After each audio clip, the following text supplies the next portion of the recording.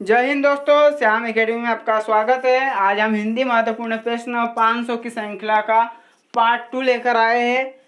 Part 1 जिसने नहीं देखा हो पार्ट 1 देख लीजिए। इसी प्रकार श्रृंखला में CDP child development and pedagogy बाल विकास शिक्षा शास्त्र का भी 500 क्वेश्चन की सीरीज चल रही है, जिसमें 2 वीडियो अपलोड हो चुके हैं। ठीक है, और बाल विकास के भी चैप्टर वाइज चल रहा है। जिन्होंने नहीं देखे वो देख लीजिए, लाइक शेयर सब्सक्राइब करते रहिए। तो आज पहला क्वेश्चन हम शुरू करते हैं सेकंड पार्ट का। स्वतंत्र रूप से बोली जाने वाली ध्वनियाँ है स्वर, व्यंजन, वर्ण या अक्षर। स्वतंत्र रूप से बोली जाने वाली ध्वनियाँ है, बताइए क्या है। तो इसका राइट ऑप्शन है स्वर। स्वर क्या होता है कि स्वतंत्र रूप से बोले जाते हैं, और व्यंजन क्या होता है जो स्वर की सहायता से बोले जाते हैं। जैसे क हुआ, क में अ जोड़ेंगे, देखो क के उच्चारण में आ रहा है क, तो इसमें सहायता किसकी हो रही है, किससे सहायता ली जा रही है, स्वर की सहायता ली जा रही है। तो स्वर की सहायता से बोले जाने वाले ध्वनियाँ व्यंजन कहलाती है। वर्ण क्या होता है, यह होता है भाषा की सबसे छोटी इकाई वर्ण होती है। ठीक है, और सरल में पूछे तो ध्वनि होती है। ठीक, इसी प्रकार से आगे बढ़ते हैं।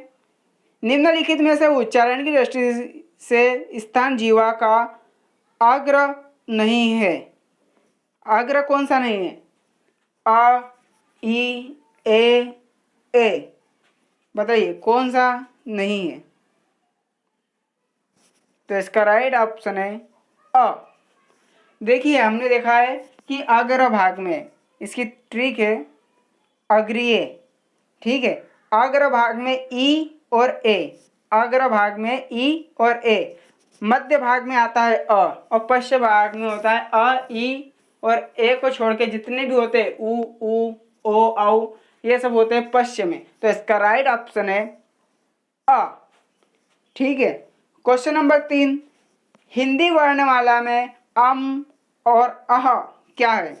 स्वर है, व्यंजन है, अयोगवाह है, संयुक्ताक्षर है। तो इसका राइट ऑप्शन है अयोगवाह।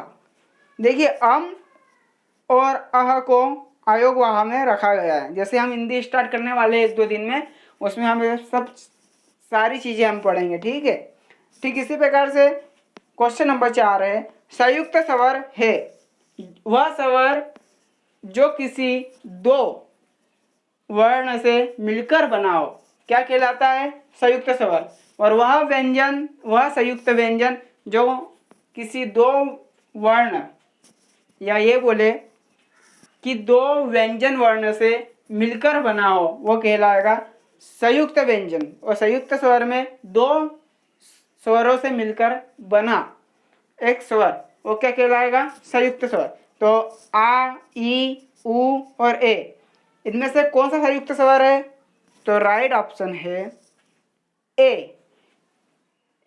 ए हमेशा ए और अ से मिलकर ए बनता है। ठीक है, इसी प्रकार क्वेश्चन नंबर 5 लेते हैं हम। अंतस्थ व्यंजन है स, ह, अक्ष, त्र, ज्ञ, अम, अ, अह और य, र, ल, व। अंतस्थ व्यंजन का जहाँ पर नाम लिया जाए तो ये होते, इसका राइट ऑप्शन है य, र, ल, व। स और ह, स और ह ये होता है ऊष्म व्यंजन। ठीक है, और अम, अह ये जो शब्द है ये होते हैं विसर्ग या अयोगवाह, और अक्ष, त्र और ज्ञ होते हैं संयुक्त व्यंजन। ठीक है, इन सभी को हम पढ़ेंगे। तो इसका राइट ऑप्शन है य, र, ल और व। इसी प्रकार क्वेश्चन नंबर 6 को लेते हैं। निम्न में से महाप्राण ध्वनि नहीं है, महाप्राण ध्वनि नहीं है क, घ, झ या य। तो इसका राइट ऑप्शन है, इसका राइट ऑप्शन है क। ये महाप्राण में हमेशा एक बात ध्यान रखना, महाप्राण में हमेशा एक बात याद रखना कि जिंदगी 2 पल की, 2-4 दिन की। ठीक है, जिंदगी 2-4 दिन की। तो वर्ण कौन सा होगा? दूसरे नंबर का और चौथे नंबर का। ठीक है, ये सब हम पढ़ेंगे जब हिंदी पढ़ेंगे, और ट्रिक के साथ याद करवाऊंगा, बेफिक्र रहिए। तो इसका राइट ऑप्शन है क। इसी प्रकार से हम आगे बढ़ते हैं। क्वेश्चन नंबर 7, अघोष ध्वनियाँ होती है वर्ग की दूसरी व तीसरी ध्वनि, वर्ग की पहली व दूसरी ध्वनि, वर्ग की पहली व तीसरी ध्वनि, या वर्ग की दूसरी और चौथी ध्वनि। बताइए। इसका राइट ऑप्शन है वर्ग की पहली व तीसरी ध्वनि। ठीक है, वर्ग की पहली व तीसरी ध्वनि। इसी प्रकार क्वेश्चन नंबर 8 है, महाप्राण ध्वनियाँ होती है वर्ग की पहली व तीसरी, वर्ग की तीसरी और चौथी, वर्ग की दूसरी और चौथी, या वर्ग की पहली तीसरी और पांचवी। तो इसका राइट ऑप्शन है वर्ग की दूसरी और चौथी। जैसा मैंने बताया था कि जिंदगी 2-4 दिन की, ठीक है, तो वर्ग की कौन सी पहली, दूसरी और चौथी। स्पर्श व्यंजन होते 25, जिसमें 5 वर्ग के 5-5 उसके अंतर्गत वर्ण होते हैं। ठीक है, इसे भी पढ़ेंगे 2-4 दिन की। तो वर्ग की दूसरी और चौथी, यहाँ पर ऑप्शन गलत दिया हुआ है, यह है दूसरी और चौथी। ठीक है, दूसरी और चौथी, ये तीसरा गलत हो गया था, दूसरी और चौथी। तो क्वेश्चन नंबर 9 पे चलते हैं। ए और ए वर्ण का उच्चारण स्थान होता है। ए और ए वर्ण का उच्चारण स्थान होता है नासिक्य, कंठतालव्य, मूर्धन्य या ओष्ठ्य। ये सब चीजें भी हम पढ़ेंगे। तो इसका राइट ऑप्शन है कंठ तालव्य। ठीक है, जो कंठ और तालु से जो निकले वो क्या कहलाएगा, कंठ तालव्य। इसका राइट ऑप्शन है बी, ए और ए निकलता है कंठ तालव्य से। जिन्होंने लाइक शेयर सब्सक्राइब नहीं किया हो, लाइक शेयर सब्सक्राइब करें। क्वेश्चन नंबर 10 आपके सामने ये है, भाषा सबसे छोटी इकाई क्या है, इसमें बताने की जरूरत ही नहीं है, वर्ण। और श्रव्य पूछे, श्रव्य में सबसे छोटी इकाई क्या होती है, श्रव्य में पूछे तो ध्वनि, और भाषा सबसे छोटी इकाई पूछे तो वर्ण। ठीक है, इसी प्रकार से हम आगे बढ़ते हैं। क्वेश्चन नंबर 11 है कि निम्नलिखित में से किस वर्ण का मूल उच्चारण हिंदी में प्रचलित नहीं है। मतलब हिंदी वर्णमाला में कौन सा शब्द प्रचलित नहीं है या कौन सा शब्द नहीं आता। श्री का श्र, ठीक है, ये आता है। अक्ष, स, तो कौन सा नहीं आता है, ओम। ओम को देखा है आपने, ओम को देखा है क्या वर्णमाला में, नहीं देखा। तो इसका राइट ऑप्शन क्या होगा, सी। ये स्वर भी होता है, अक्ष भी होता है और शक्कर का स भी होता है। ठीक है, इसी प्रकार से हम क्वेश्चन नंबर 12 को लेते हैं। उष्म महाप्राण वर्ण है, उष्म महाप्राण वर्ण है ख, च, ट या स। तो इसका राइट ऑप्शन है स। हमने देखे थे उसमें मैंने बताया था स, स और एक होता है यह ह। और इसी प्रकार से मैंने अंतस्थ का ही बताया था यह र ल व। ठीक है, तो उसमें में इसका राइट ऑप्शन आएगा स। बाकी ख, च और ट जो होते हैं ये होते हैं स्पर्श व्यंजन।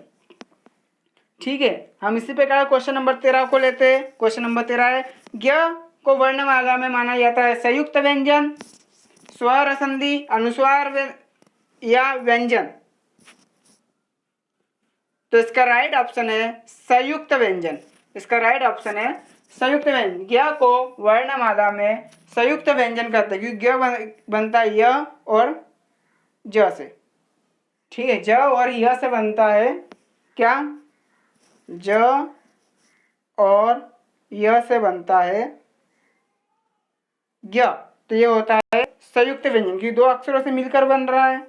ठीक है, दो वर्णों से मिलकर बन रहा है। अयोगवाह कहा जाता है विसर्ग को, महाप्राण को, संयुक्त व्यंजन को या अल्प प्राण को। तो अयोगवाह कहा जाता है। अयोगवाह कौन कौन से होते हैं, अ और अह। ठीक है, अम और अह, और विसर्ग में भी 2 बिंदी लगती है। तो यहीं से स्पष्ट होता है कि विसर्ग को अयोगवाह भी कहा जाता है। इसी प्रकार क्वेश्चन नंबर 15 लेते हैं।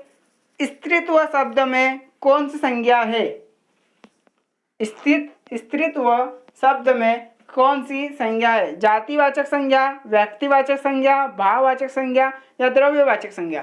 तो इसका राइट ऑप्शन है भाववाचक संज्ञा।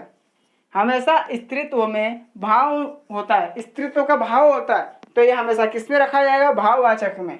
ठीक है, तो संज्ञा के भेद है जातिवाचक, व्यक्तिवाचक, भाववाचक, द्रव्यवाचक, समूहवाचक। जो अब हम संज्ञा पढ़ेंगे तो हम इसकी डेफिनेशन को एक एक कम क्लियर करते रहेंगे। फिर हम उसमें ये भी जानेंगे जातिवाचक से भाववाचक कैसे बदला जाता है, व्यक्तिवाचक से भाववाचक में कैसे बदला जाता है, जो कि हमेशा आता है। ये सारी चीजें हम पढ़ेंगे। सो आप बने रहिए। और इसी प्रकार से हम क्वेश्चन नंबर 16 पे चलते हैं। जातिवाचक संज्ञा है, जातिवाचक संज्ञा है लड़का, सेना, श्याम, दुख। तो इसका राइट ऑप्शन है जातिवाचक संज्ञा लड़का है। ठीक है, क्योंकि वहां पे बहुत सारे लड़के खड़े हैं। अगर बहुत सारे लड़कों का बोल दे तो समूहवाचक में हो जाएगा, लेकिन वहां पे जिस लड़के का आपको नाम नहीं पता है तो वो जातिवाचक में आ जाएगा। ठीक इसी प्रकार जो सेना होती है समूहवाचक में होती है, कि सेना केवल एक पर्टिकुलर एक चीज नहीं होती या एक का नाम नहीं होता, एक समूह का नाम होता है सेना, इसलिए सेना क्या होता है? समूहवाचक।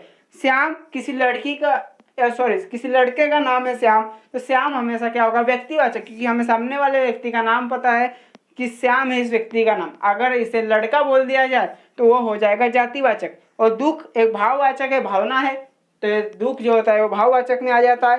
ठीक इसी प्रकार से क्वेश्चन नंबर 17 को लेते हैं। आयोग शब्द है द्रव्यवाचक संज्ञा, भाववाचक संज्ञा, समूहवाचक संज्ञा या व्यक्तिवाचक संज्ञा? तो इसका राइट ऑप्शन है कि जो आयोग होता है वह समूहवाचक संज्ञा में आता है। जैसे एमपीपीएससी का आयोग, व्यापम आयोग, व्यापम भी एक आयोग है क्योंकि वहां पे बहुत सारे व्यक्ति काम करते हैं। ठीक है, यूपीएससी का भी आयोग होता है। ठीक इसी प्रकार से जो आयोग शब्द होता है वो होता है समूहवाचक संज्ञा। क्वेश्चन नंबर 18, कौन शब्द विशेषण से बनी भाववाचक संज्ञा नहीं है? निपुणता, सुंदरता, हरियाली, ईमानदारी। कौन सा शब्द विशेषण? विशेषण का मतलब होता है विशेषता बताना। ठीक है, और विशेषता से भाववाचक जो कि मैंने पहले बात करी थी कि सब में कन्वर्ट करना मैं बताऊंगा आपको जब हमारा हिंदी का लेक्चर शुरू होगा। इसी प्रकार विशेषण से बनी भाववाचक संज्ञा नहीं है। निपुणता, निपुणता एक भाव है। ठीक है, एक विशेषता है। निपुणता एक निपुण एक विशेषता है, लेकिन उसमें जो ता लग गया तो भाववाचक में हो जाता है, तो निपुणता हो जाता है। सुंदर एक विशेषता है, उसमें ता लग गया तो सुंदरता एक भाववाचक हो गया। ईमानदारी, ईमानदार में जब आई लग गया, ईमानदारी में जब ई लग गया तो ठीक है, ईमानदार क्या होता है? विशेषण होता है, तो ईमानदारी क्या हो जाती है? भाववाचक संज्ञा। हरियाली, हरियाली में कोई विशेषण नहीं है, क्या होता है? हरियाल, हरियाल तो नहीं बोलेंगे किसी भी चीज को। तो ये जो हरियाली होता है, ये जो हरियाली होता है ये भाववाचक संज्ञा नहीं है। तो राइट ऑप्शन आपका है सी। इसी प्रकार क्वेश्चन नंबर 19 हम लेते हैं।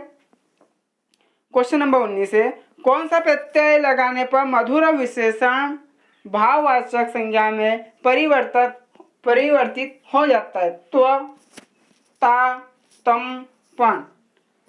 तो भाई मधुर जो होता है, मधुर में मधुरता यानी ता लग जाएगा, ता लगेगा तभी तो वह भाववाचक में जाएगा। मधुर तो एक विशेषता है, लेकिन जब उसमें ता लगा कर हम कन्वर्ट करेंगे तो वह बन जाएगा भाववाचक। ठीक है, तो इसका राइट ऑप्शन है ता। इसी प्रकार क्वेश्चन नंबर 20 देखते हैं, जो कि लास्ट क्वेश्चन है। संज्ञा का प्रकार नहीं है व्यक्तिवाचक, जातिवाचक, देशवाचक, भाववाचक।